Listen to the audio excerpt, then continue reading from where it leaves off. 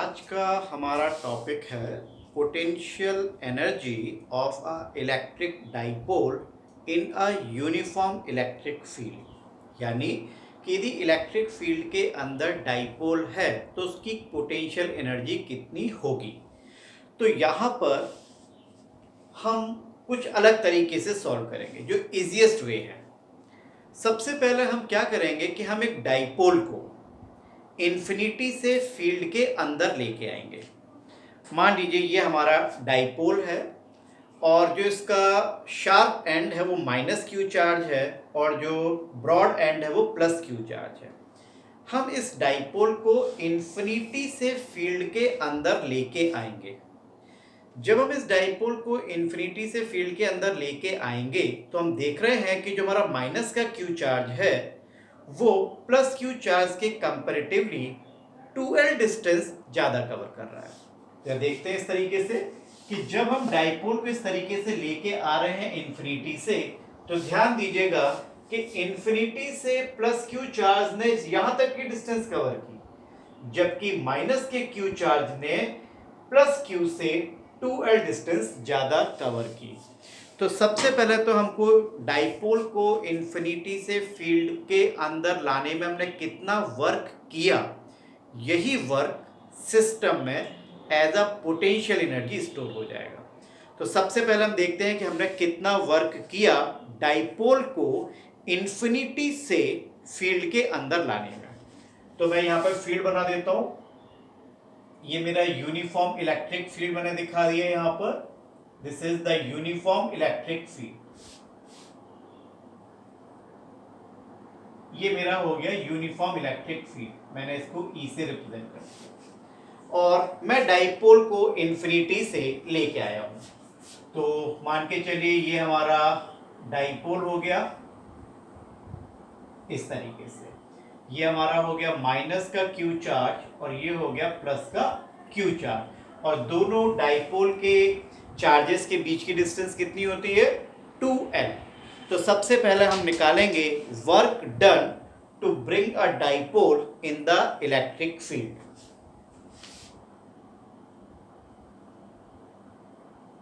Work done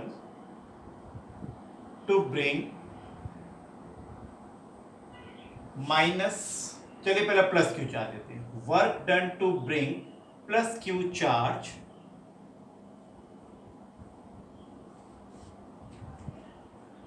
work done to bring plus q charge from infinity to field। तो work done हमारा हो गया, मान लीजिए स्मॉल w1 ले लेते हैं। चलिए small w1 plus q charge पर हमारा फोर्स कितना लगेगा QE, फील्ड की डायरेक्शन में ही लगेगा। तो हमारा फोर्स तो हो गया QE और इन्फिनिटी से हमारे चार्ज ने कितनी डिस्टेंस कवर की है x। तो हमारा कितना वर्क हो गया QE इंटू x, और work done to bring minus Q charge from infinity to field, और माइनस क्यू चार्ज ने कितनी डिस्टेंस कवर की है, यदि हम ले रहे हैं प्लस क्यू चार्ज ने x डिस्टेंस कवर की है तो माइनस के क्यू चार्ज ने डिस्टेंस कवर की है x प्लस 2l। तो हमारा वर्क डन हो गया, मान लीजिए W2, स्मॉल ले लिया मैंने। तो फोर्स तो हो गया, क्योंकि डायरेक्शन ऑफ फोर्स की पॉजिटिव चार्ज की जो डायरेक्शन होगी नेगेटिव चार्ज की डायरेक्शन अपोजिट होगी। तो ये हो गया माइनस का QE और डिस्टेंस हमारी हुई है x प्लस 2l। तो total work to bring dipole कितना हो गया, total work done to bring dipole from infinity to the field. तो ये हमारा हो गया, मान लीजिए W1, और ये W1 हमारा हो गया प्लस का QE इंटू x। ये तो हो गया प्लस क्यू चार्ज को लाने में, और माइनस क्यू को लाने में आपने वर्क किया है QE x plus 2l। Open करते हैं तो W1 हमारा हो गया QE इंटू एक्स माइनस का QE इंटू एक्स माइनस का QE into 2L। QE x से QE x cancel, 2QL, P बन गया डाइपोल मोमेंट, तो हमारा W1 हो गया माइनस का PE, इक्वेशन नंबर 1। अब जरा ध्यान से देखिएगा, ये तो हमने वर्क निकाला है जब हम डाइपोल को इन्फिनिटी से फील्ड के अंदर लेके आए हैं।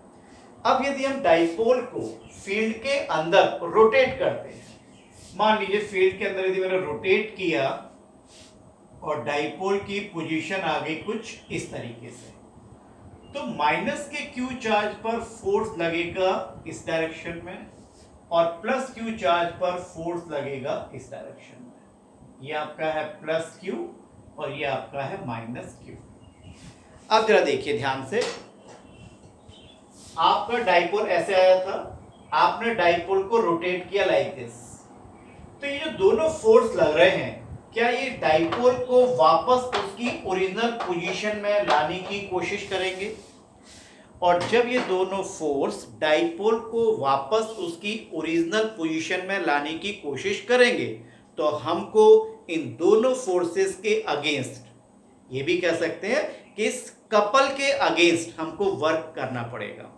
क्यों? क्योंकि जब हमारा डाइपोल अब रोटेशन के प्रोसेस में है और रोटेशन के प्रोसेस में टॉर्क लग रहा है इस पर, तो क्या अब हमको इस डाइपोल पर टॉर्क के अगेंस्ट वर्क करना पड़ेगा और यही वर्क हमारा सिस्टम में as a potential energy store होने वाला है। तो अब हम निकालते हैं डाइपोल को रोटेट करने में हमने कितना वर्क किया, और रोटेशनल मोशन में हमारा वर्क होता है टाउ इंटू डी थीटा। ध्यान से देखिएगा, if we rotate a dipole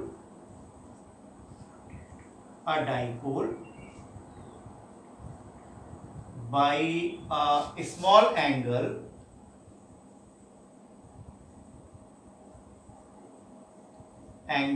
d theta, तो हमको छोटा सा वर्क करना पड़ेगा और हमने एज्यूम किया that work done is dW2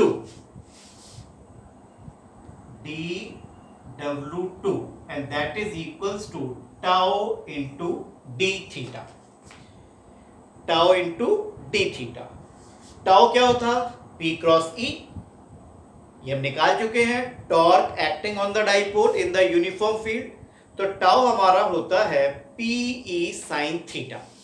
तो dW2 हमारा हो गया यहां पर PE sin theta into D theta. Tau की वैल्यू हमारी थी P cross E vector form में, वही हमने वैल्यू रख दी। ये तो हो गया छोटा सा वर्क डन dW2। यदि हम डाइपोल को रोटेट करना चाहते हैं फ्रॉम 0 टू थीटा, तो वी हैव टू इंटीग्रेट, तो हमको क्या मिल जाएगा? W2। तो यहां से हमारा W2 हो गया इंटीग्रेशन फ्रॉम 0 टू थीटा और PE sin theta d theta. W2 is equals to PE हमारा बाहर आ गया और साइन थीटा का इंटीग्रेशन होता है हमारा माइनस का cos theta, minus cos theta, limit 0 to theta. W2 is equals to minus PE, limit लगाते हैं cos theta minus cos 0।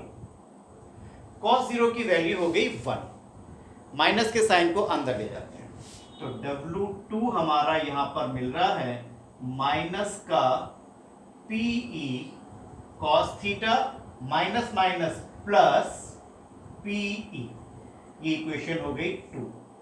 Dipole को लाने में कितना वर्क हुआ था हमारा?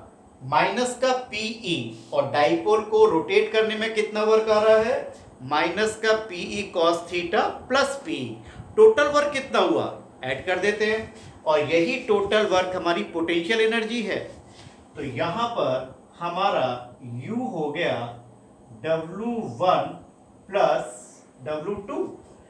W1 हमारा था माइनस का PE और W2 हमारा है माइनस का PE cos थीटा, माइनस का PE cos theta plus PE cancel हो गए और U हमको मिला माइनस PE cos थीटा। यानी हम इसको ऐसे भी तो लिख सकते हैं minus P dot E। Potential energy is a scalar quantity और वैसे भी यहां पर हमारा डाइपोल मोमेंट और इलेक्ट्रिक फील्ड इंटेंसिटी का डॉट प्रोडक्ट आ रहा है और डॉट प्रोडक्ट हमेशा कैसी क्वांटिटी होती है? Scalar quantity.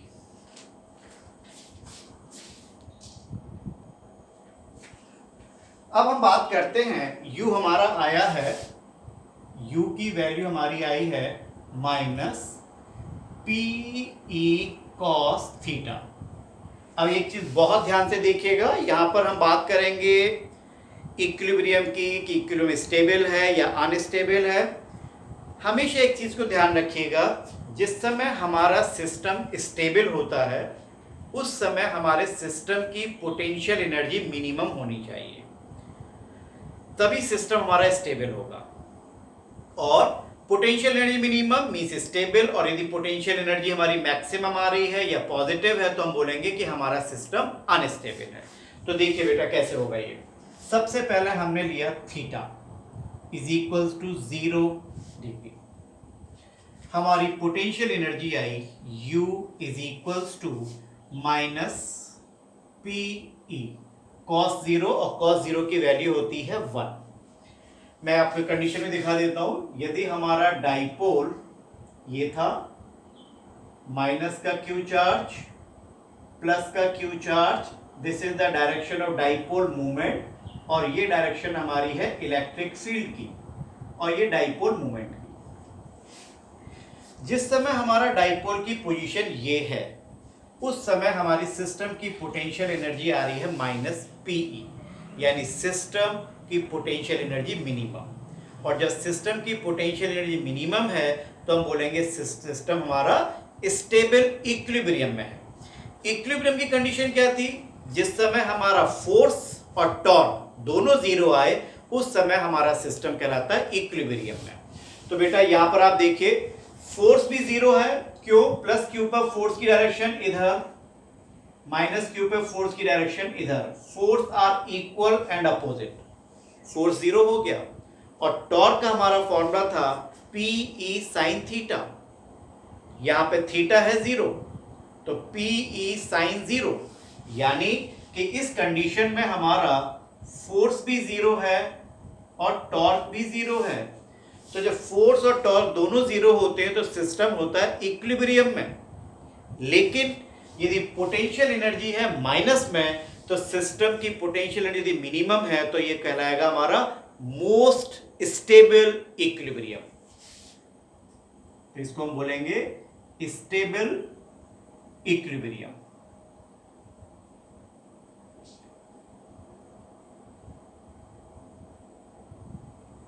इक्विलिब्रियम ये था first case.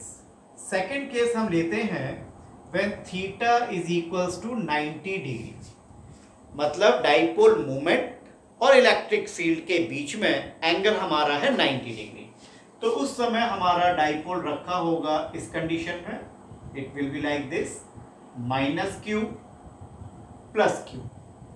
This is the direction of dipole moment और हमारी इलेक्ट्रिक फील्ड की ये डायरेक्शन है। P और E के बीच में एंगल आ रहा है 90 डिग्री। माइनस क्यू चार्ज पर फोर्स इधर, प्लस क्यू चार्ज पर फोर्स इधर, ठीक है। यहां पर इस कंडीशन में हमारा फोर्स जीरो आएगा, लेकिन टॉर्क हमारा मैक्सिमम था क्योंकि PE साइन 90 और टॉर्क हमारा आया था प्लस का PE जो कि मैक्सिमम है। इसका मतलब हमारा सिस्टम इक्विलिब्रियम में है ही नहीं। तो जब सिस्टम इक्विलिब्रियम में है ही नहीं तो हमारे को स्टेबल और अनस्टेबल की कंडीशन ही नहीं आती। तो पोटेंशियल एनर्जी अब आपकी इस केस में हो रही है U is equals to minus PE cos 90 और cos 90 की वैल्यू होती है 0, यानी इस केस में आपकी पोटेंशियल एनर्जी आ रही है 0। Third case, when theta is equals to 180 degree. जब थीटा 180 है, अब यहां पर हमारी सिचुएशन कुछ उल्टी हो गई। अब यहां पर चला गया माइनस का क्यू और यहां पर आ गया प्लस का क्यू। माइनस क्यू से प्लस क्यू की तरफ हमारी डायरेक्शन पी की हो गई और इलेक्ट्रिक फील्ड की डायरेक्शन हमारी इधर थी ही पहले से। माइनस क्यू पे फोर्स लगेगा opposite to the electric field, plus Q पे फोर्स लगेगा along the direction of the field, तो फोर्स विल बी 0। फोर्स 0 हो गया। टॉर्क का फॉर्मूला था PE sin थीटा, यानी PE sin 180 और sin 180 की वैल्यू भी 0, तो आपका टॉर्क भी 0 हो गया। अब देखते हैं पोटेंशियल एनर्जी। पोटेंशियल एनर्जी हमको मिल रही है U is equals to minus PE cos 180 और cos 180 की वैल्यू होती है -1। माइनस माइनस प्लस, यानी U अब हमारा हो रहा है प्लस का PE। ध्यान दीजिएगा, force is 0, torque is 0, system is equilibrium, but potential energy is positive. ये शो करता है कि अब हमारा सिस्टम मोस्ट अनस्टेबल सिचुएशन में है। तो इसको केस कहलाएगा ये मोस्ट अनस्टेबल।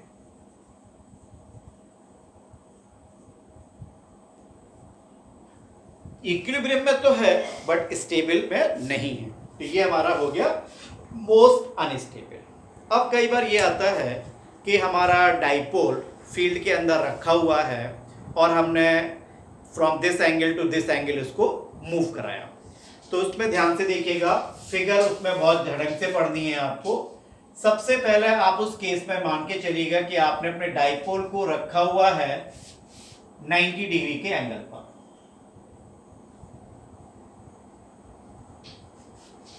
या मान के चलिए ऐसा कर लेते हैं कि हमने कह दिया कि हमारा ये डाइपोल इस तरीके से था, ये है माइनस का क्यू और ये है प्लस का क्यू,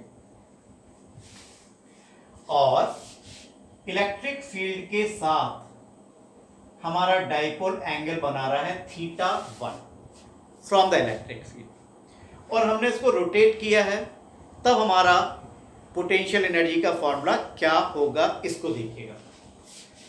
हमारा dW2 हमारा जो फॉर्मूला था वो था इंटीग्रेशन PE sin थीटा और d थीटा। यदि हमको dW की बात करते हैं तो हमारा ये हो जाएगा ओनली W। ठीक है, अब हमने इनिशियल एंगल कितना है हमारा थीटा 1 और फाइनल एंगल कितना है थीटा 2, तो W हमारा यहां से हो गया, PE हमने बाहर ले लिया, cos थीटा sin थीटा का इंटीग्रेशन हो गया माइनस का cos थीटा, लिमिट हमारी हो गई थीटा 1 से थीटा 2, W हमारा हो गया माइनस का PE cos theta 2 minus cos theta 1। Minus के साइन को अंदर ले जाते हैं तो हमको मिल जाएगा PE और cos theta 1 minus cos theta 2, और यही वर्क डन तुम्हारी पोटेंशियल एनर्जी है। तो यदि क्वेश्चन में हमको दे रखा है कि हमने अपने डाइपोल को इलेक्ट्रिक फील्ड के अंदर सर्टेन एंगल से सर्टेन एंगल पर मूव कराया है, तो हमको कितना वर्क करना पड़ेगा या हमारे सिस्टम की पोटेंशियल एनर्जी कितनी होगी, उसके लिए आप डायरेक्ट ये फॉर्मूला यूज कर सकते हैं कि U is equal to PE cos theta 1 minus cos theta 2। इससे डायरेक्ट आपको आंसर मिल जाएगा। और यदि हमको सिस्टम की टोटल पोटेंशियल एनर्जी निकालनी है डाइपोल की, तो जो मैंने बताया था इजीएस्ट वे कि सबसे पहले आप डाइपोल को अंदर लेके आए फील्ड के अंदर और फिर आपने उसको 0 से थीटा डिग्री के लिए टर्न किया है। दोनों वर्क डन निकाल के आप ऐड कर दीजिए। This is the easiest way for getting the potential energy of a dipole. Okay okay.